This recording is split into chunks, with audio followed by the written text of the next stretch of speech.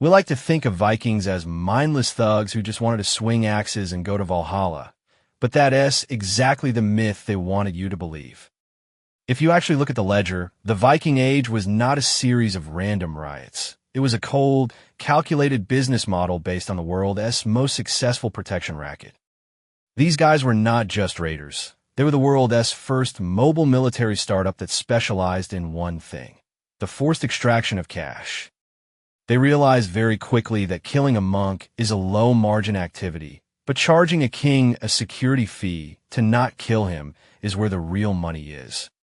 This was the Danegeld, a state-level shakedown that turned entire kingdoms into involuntary subscribers to a protection service they never asked for.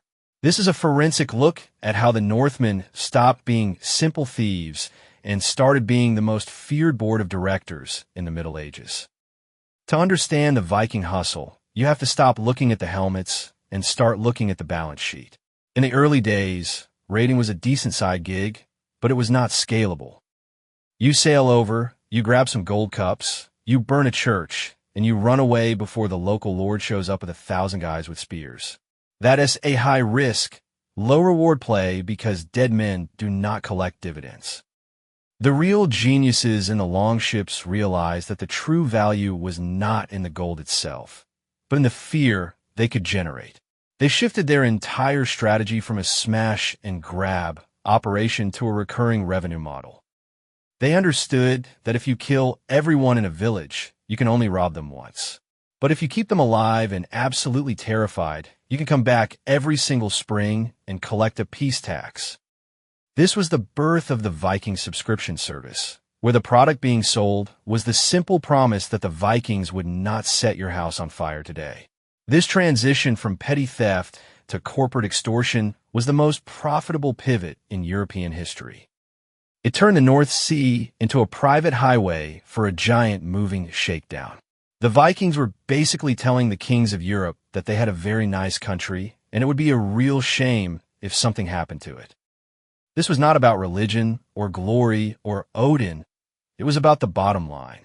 They were looking for the highest possible return on investment with the lowest possible risk to their own skin. Once they realized that the English and the Franks were willing to pay astronomical sums of silver just to be left alone, the game changed forever. The axe became a negotiating tool rather than just a weapon. They stopped being pirates and started being the world's most aggressive collection agency, and business was booming. Operating a Viking fleet was not cheap. It was a high overhead nightmare that required massive upfront capital. Think of a longship not as a boat, but as a high-performance fighter jet of the 9th century. Building one of these things was an industrial undertaking that required thousands of man-hours, specialized timber, and a massive amount of iron for the rivets. Then you have the sail, which was often the most expensive part of the whole rig, made from miles of hand-woven wool that took years to produce. If you re a jarl or a local boss, you re basically a venture capitalist putting your entire net worth into a wooden hull. You have to feed, clothe, and arm 60 guys who are not back home farming or making things. These men are your employees, and they expect a massive payout at the end of the quarter. If you sail for 3 months and come back with nothing but a few rusty swords and some goats, you re-bankrupt and your crew is probably going to kill you. This constant pressure to deliver a return on investment is what drove the Vikings to be so ruthless. They had a burn rate that would make a Silicon Valley tech bro sweat. Every day at sea was a day they were burning through supplies without making a profit.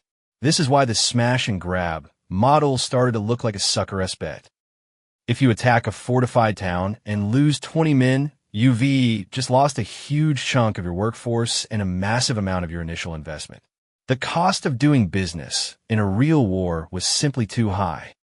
The smart money realized that the most efficient way to get paid was to show up with so much overwhelming force that the other guy did not even want to fight. You wanted the threat of violence to do the heavy lifting for you.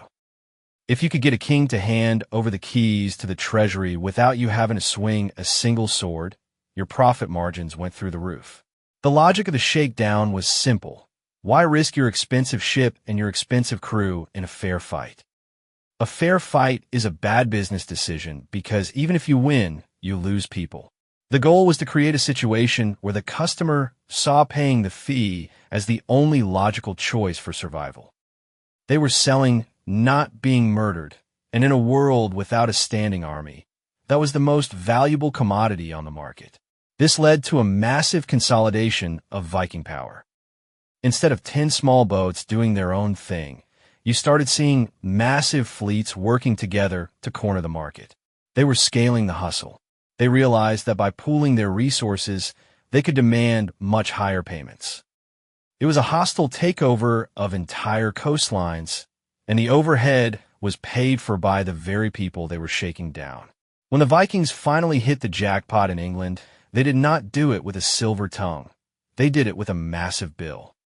In the year 991, King Ethelred, a guy who was historically bad at his job, faced a massive Viking fleet. Instead of fighting a war that would have cost him his throne and his life, he decided to cut a check. He paid them 10,000 pounds of silver to just go away. This was the first major Danegeld, and it was the ultimate proof of concept for the Viking business model. To the Vikings, this was not a one-time gift. It was a successful seed round of funding. They saw that the English government was willing to liquidate its assets to avoid a fight. From that moment on, the Vikings knew that England was not a country to be conquered. It was an ATM that did not have a daily withdrawal limit. This created a devastating silver leak in the English economy. To pay the Danegeld, the king had to tax his people into the dirt. He was literally stripping the wealth out of the ground, the cold, hard cash that should have been used for trade and infrastructure, and handing it over to guys who were just going to take it back to Scandinavia to build mansions. This was capital flight on a national scale. The Vikings were effectively hollowing out the English economy from the inside out. Every time they showed up, the price went up. A few years after the first payment, the price jumped to 16,000 pounds. Then it hit 24,000. By the time they were done, the English were paying 48,000 pounds of silver in a single year. It was a predatory subscription service with a built-in price hike that the customer could not cancel. The genius of the Danegeld was that it turned the English king into the Vikings' own tax collector. The Vikings did not have to go door to door to rob people. They just had to threaten the guy at the top and let him do the dirty work of squeezing the peasants. It was a perfectly outsourced extortion ring. The English people were working their fingers to the bone to produce silver that was immediately loaded onto longships and sent north. This created a massive wealth gap between the North and the rest of Europe. While England was getting poorer and more desperate, the Viking homelands were seeing an explosion of wealth. They were using English liquidity to fund a golden age of Scandinavian expansion.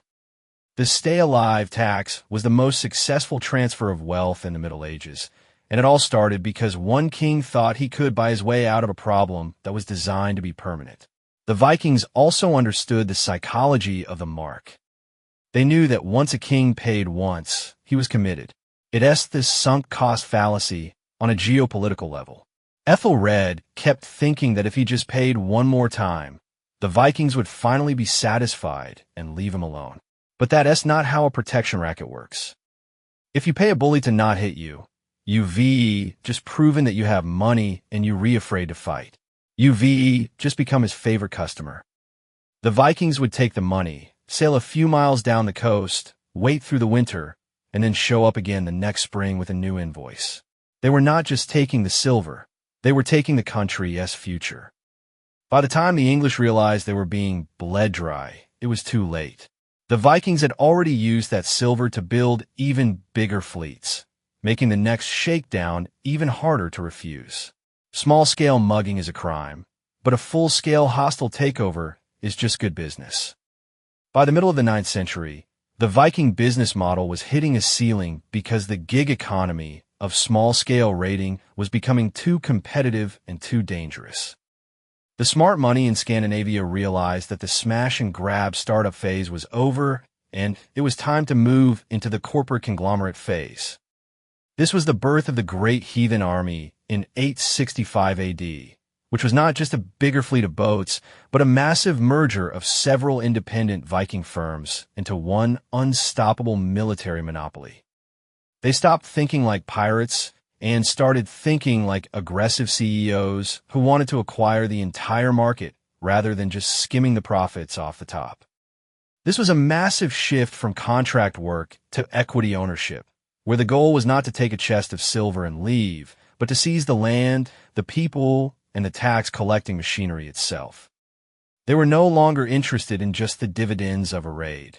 They wanted to own the entire holding company that was the Kingdom of England. This move to scale the shakedown required a level of logistics and supply chain management that would make a modern Amazon executive sweat. UCA not just drop 5,000 hungry Vikings into a foreign country and expect them to live off the land like they on a weekend camping trip. This was a massive logistical bottleneck that the Viking leadership solved by identifying and seizing the local distribution hubs, which in the 9th century meant the monasteries and royal estates. These were not just religious sites to the Vikings. They were the local fulfillment centers where all the grain, meat, and beer were stored. By capturing these hubs, the Vikings effectively hijacked the English supply chain, forcing the local population to feed their own invaders while the English army starved in the field.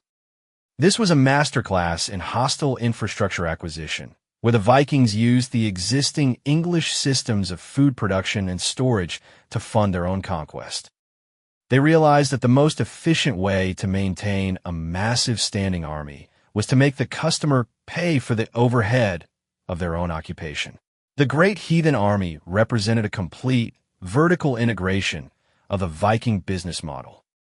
In the old days, you had to find a target, hit it, and get back to the ship before the local lord could mobilize a response, which was a high-risk, just-in-time delivery system. But by staying on the ground through the winter, the Vikings eliminated this seasonal downtime and turned their operation into a year-round revenue stream. They occupied key strategic cities like York and turned them into regional headquarters where they could coordinate their shakedowns across the entire north of England. This allowed them to cut out the middleman entirely. Instead of waiting for a king to collect taxes and then pay them a Danegeld, they started collecting the rent directly from the farmers and the merchants themselves. They were not just shaking down the king anymore. They were shaking down the entire economy, one village at a time, ensuring that every penny of surplus value generated by the English workforce ended up in a Viking pouch. This scaling of the hustle was driven by a cold, hard look at the return on investment for a professional warrior. If you a Viking soldier, you an asset that depreciates every time you get into a fight because every injury reduces your future earning potential. The Great Heathen Army model was designed to minimize that risk by creating such an overwhelming market presence that the English simply could not afford to compete. It was the medieval version of predatory pricing, where the Vikings made the cost of resistance so high that the only logical business decision for the English was to surrender and accept the new management. This was not just a war. It was a market consolidation, where smaller, weaker English kingdoms like East Anglia and Northumbria were liquidated, and their assets were absorbed into the growing Viking conglomerate. The Vikings were building a monopoly on violence, and once they had that monopoly, they could set whatever price they wanted for peace. The logistics of this hostile takeover were brutal and efficient, focusing on asset stripping the English countryside to keep the Viking war machine running. They did not just take the gold. They took the horses, the livestock, and the labor, effectively hollowing out the English economy to fuel their own expansion. This created a death spiral for the Anglo-Saxon kingdoms, where the more the Vikings took, the less the English had to defend themselves, which made the next Viking acquisition even easier. The Vikings were playing a long game of economic attrition, knowing that as long as they controlled the distribution networks and the food supply, the English were essentially working for them whether they liked it or not. They had turned an entire country into a forced labor camp that existed solely to provide the operating capital for the next phase of Viking expansion. It was a brilliant, if utterly ruthless, way to scale a business that started with nothing more than a few wooden boats and a lot of nerve. By the time the Vikings were done with their initial expansion phase, they had fundamentally changed the market structure of Northern Europe. They had moved from being external disruptors to being the incumbent power, and they were now the ones who had to worry about protecting their assets. This is the classic exit strategy problem. Once you've successfully shaken everyone down and taken all their stuff, you have to figure out how to keep the cash flow coming in without having to burn the whole place down every year. This led to the Danelaw, a massive territorial settlement, where the Vikings effectively leased half of England for themselves. They became the new landlords, proving that the ultimate goal of any successful shakedown is to eventually become legitimate, so you can keep the money flowing forever. They had successfully transitioned from pirates to politicians, which is just a more sophisticated way of running a protection racket with better branding and less overhead. England was the world's biggest ATM, and the Vikings were the ones with the master key.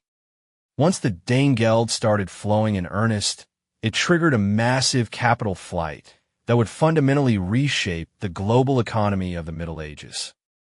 We're talking about literal tons of silver, millions of pennies, being sucked out of the English mud and transported across the sea to the north. This was not just spending money. This was liquidity that allowed the Vikings to reinvest in their own domestic infrastructure.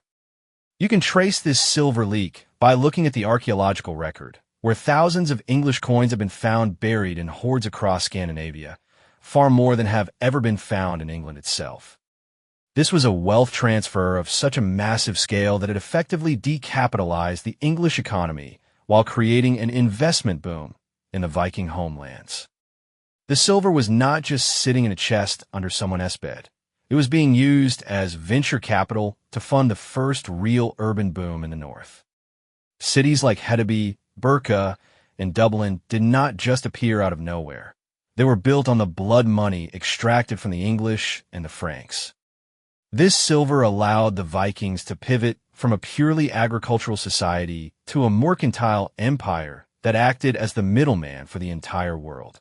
They used the English ATM to buy their way into the global trade networks, taking that silver and heading east to the Silk Road.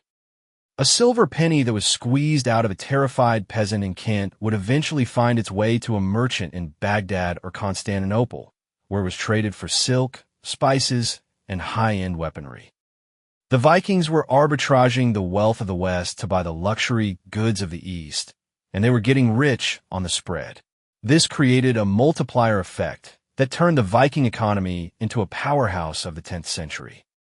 Every silver coin they brought back was recirculated into the Viking market, funding the construction of better ships, more sophisticated workshops, and more professional armies. It was a virtuous cycle of theft and reinvestment. The more they stole, the more they could invest in the tools of the trade, which allowed them to steal even more. This audit culture was incredibly sophisticated. The Vikings did not care about the face value of a coin or who the king on the front was. They only cared about the purity and weight of the metal, which they verified using small folding scales that every business-minded Viking carried on his belt. This was a decentralized currency market where the only metric that mattered was the cold, hard weight of the silver.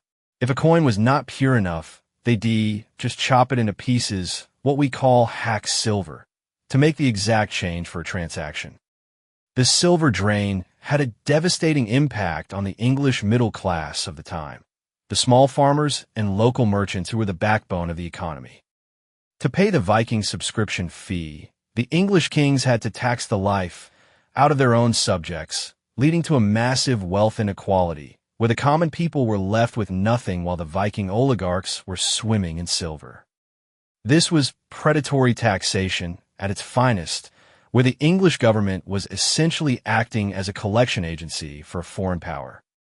The English economy was being hollowed out, with all its liquid assets being sent overseas, leaving the country with no capital reserves to invest in its own defense or development.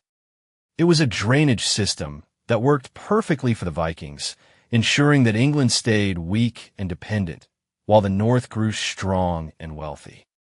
This capital flight also led to a massive brain drain, as the most talented English craftsmen and merchants realized that the real money was now in the North. If you were a skilled jeweler or a master blacksmith, why would you stay in a country that was being liquidated by the Vikings when you could move to a booming trade hub like Dublin or York and get paid in high-purity silver? The Vikings were recruiting the best talent in Europe by offering them the highest wages in the world, all funded by the very people they were robbing. This talent acquisition allowed the Vikings to develop a technological edge in everything from shipbuilding to metalwork, further cementing their market dominance and making them even more efficient at their next shakedown. They were building a knowledge economy on the back of a protection racket, and it was working perfectly. The sheer volume of silver moving through the Viking trade corridors was so high that it created a globalized market, long before anyone even knew what that was. The Vikings were the connective tissue of the medieval world, linking the silver mines of the East with the markets of the West.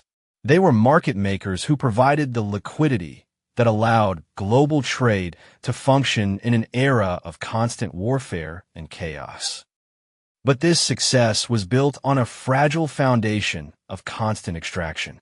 The Viking economy was essentially a Ponzi scheme that required a constant influx of new silver to keep the lights on. They had built a lifestyle and a military machine that was so expensive to maintain that they could not afford to stop the shakedowns. They were addicted to the silver, and they had reached a point where any disruption in the cash flow would lead to a total systemic collapse. This was the terminal liability of the Viking business model. They had become so efficient at robbing their neighbors that they were eventually going to run out of other people less money. You can only strip mine an economy for so long before there is nothing left to take, and the Vikings were depleting the reserves of England and Francia at an alarming rate. They had created a silver bubble that was bound to burst the moment their customers found a way to cancel their subscriptions.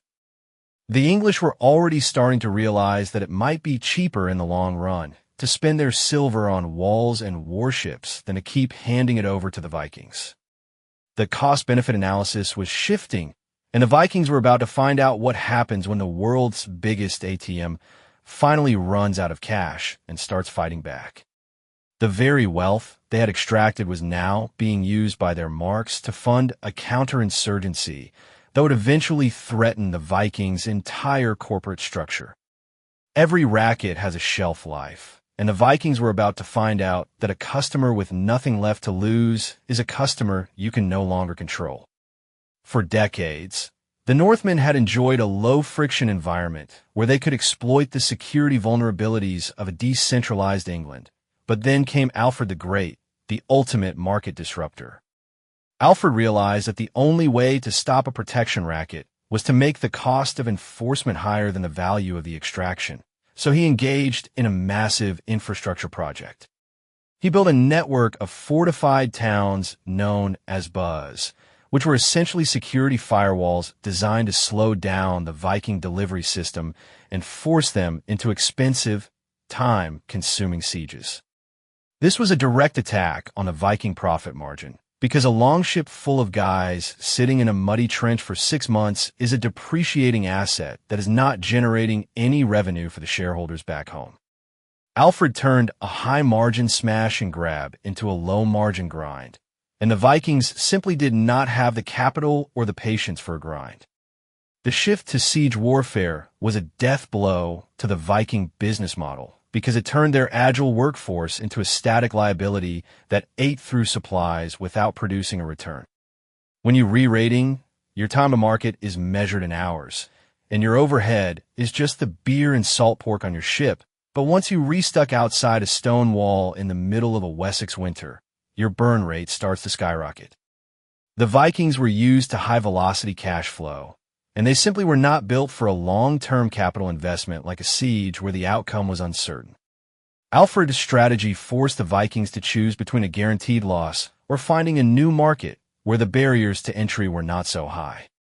This was the first time the Vikings faced a competitor who understood that defense in depth was the only way to break the shakedown cycle and protect the national treasury from constant liquidation. By forcing the Vikings to stay in one place, Alfred essentially neutralized their greatest competitive advantage, their ability to strike anywhere and disappear before the bill came due. Alfred did not stop at the walls. He also launched a competing product in the form of a professional English navy that increased the risk-to-reward ratio for every Viking voyage. He realized that the Vikings had a monopoly on the sea because no one else was willing to pay the upfront costs of building a fleet, so he invested in his own interceptor drones. These were bigger, faster ships designed specifically to hunt longships in the coastal shallows, meaning a Viking CEO had to worry about his inventory being seized before it even reached the point of sale. This maritime disruption meant that the shipping lanes were no longer safe for the Viking delivery trucks, and the insurance premiums in terms of human lives became too high to justify the trip. The Viking stock price was crashing because their core competency of uncontested mobility had been neutralized by a smarter, better-funded competitor who was willing to play the long game. This was the beginning of the end for the mobile military startup model, as the cost of doing business in England began to outweigh the potential for a massive payday. As the market for English silver dried up, the various Viking firms started to turn on each other in a desperate act of internal cannibalization to maintain their lifestyles. When the total addressable market shrinks, the only way to maintain your growth targets is to steal market share from your fellow Vikings, leading to a series of hostile takeovers within the community. We started seeing Jarls liquidating each other as crews just to grab their remaining assets, which led to a fragmentation of the brand and a total loss of strategic focus. The corporate culture of the Viking Age, which was built on shared profit and mutual aggression, was being replaced by a zero-sum game of survival, where everyone was looking for an exit. The silver bubble had officially burst, and the founders of the racket were looking for any way to exit the position before the entire system collapsed under the weight of its own overhead. They needed a new strategy, one that did not involve sleeping in a wet boat and hoping a king would hand over a bag of coins. The ultimate exit strategy is not leaving the market. It is buying the government and calling yourself the CEO. By the early 10th century, the smartest Vikings realized that raiding was a sunset industry and ruling was the growth sector of the future, leading to the mother of all mergers in 911 AD. A Viking leader named Rollo cut a deal with the king of the Franks to take over a piece of land we now call Normandy, which was not a surrender but a sophisticated franchise agreement. Rollo became the regional manager of a brand new territory, agreeing to stop disrupting the French market in exchange for the right to collect the rents and keep the change for himself. He turned from a poacher into a gamekeeper, using his expertise in violence to protect the king's assets from other Vikings who had not yet pivoted to the new business model. This was the birth of the Viking franchise model, where the old raiders became the new border security, proving that the best way to stop a thief is to put him on the payroll. This pivot from liquid silver to hard assets like land was the most successful portfolio diversification in history because it replaced a one-time payout with a consistent yield. The Vikings realized that a chest of silver is a finite resource, but 1,000 acres of farmland is a machine that produces wealth every single harvest for centuries. They stopped being roving bandits and started being landlords, which is a much more sustainable revenue model with significantly lower enforcement costs once the peasants accept the new management. They rebranded themselves as the Normans, trading their barbarian image for knightly prestige while keeping the same ruthless focus on the bottom line and the extraction of value. They were still in the protection business, but now they had legal standing and the backing of the church to justify their shakedowns. They had successfully laundered their stolen capital into legitimate political power, proving that the best way to get away with a racket is to become the law itself and call the shakedown attacks. The Viking legacy reached its final audit in 1066, when William the Conqueror, a direct descendant of the Viking startup in Normandy, took over England in a total corporate restructuring. William did not just want to rob England. He wanted to own the ledger. So he commissioned the Doomsday Book, which was the most comprehensive asset audit in human history. He cataloged every cow, every plow, and every penny in his new subsidiary, ensuring that no wealth could escape his oversight. He realized that the old Danegeld was a clunky way to collect revenue, so he integrated it into a permanent land tax that everyone had to pay, regardless of whether there was a war or not. This was the final evolution of the protection racket, where it was not a threat anymore, but a mandatory service fee for living in a civilized society. The Viking hustle had become the foundation of the modern state, proving that wealth is not about how much you can steal in a night, but about how much productivity you can monitor and tax over a lifetime.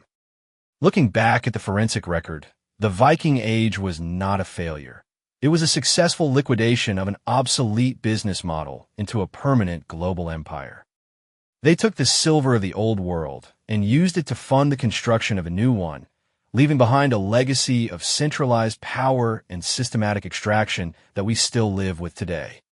Every time you look at your tax bill or see a government audit, you're re-looking at the descendants of the Danegeld, a system designed by hustlers to ensure that the house always gets its cut. The Vikings did not disappear into the mists of history. They just exited the barbarian market and reinvested their blood money into the monarchies and institutions that would run the world for the next 1,000 years. They proved that if you shake someone down long enough, they eventually stop fighting and start filing the paperwork for you. It was the ultimate long con, and we all still subscribers to the service they pitched 1,000 years ago, paying our fees to a system that started with a longship and a dream of easy money.